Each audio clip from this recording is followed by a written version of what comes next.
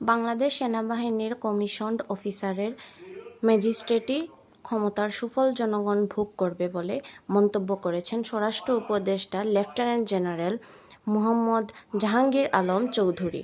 আজ গাজীপুরের শফিপুরে বাংলাদেশ আনসার ও ভিডিপি একাডেমিতে বাংলাদেশ আনসার ও গ্রাম প্রতিরক্ষা বাহিনীর 40তম বিসিএস ক্যাডার কর্মকর্তা এবং 25তম ব্যাচ রিক্রুট সিপাহী মৌলিক প্রশিক্ষণের সমাপনী কুচকাওয়াজ অনুষ্ঠান শেষে তিনি এ মন্তব্য করেন।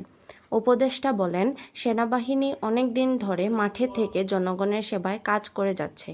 জনসেবা ও আইনশৃঙ্খলা রক্ষার স্বার্থেই তাদেরকে ম্যাজিস্ট্রেটি ক্ষমতা প্রদান করা হয়েছে। তিনি বলেন, আমাদের আইনশৃঙ্খলা রক্ষাকারী বাহিনীগুলোতে জনবলের স্বল্পতা রয়েছে, সেটা পূরণের লক্ষ্যেই কাজ করছে সেনাবাহিনী।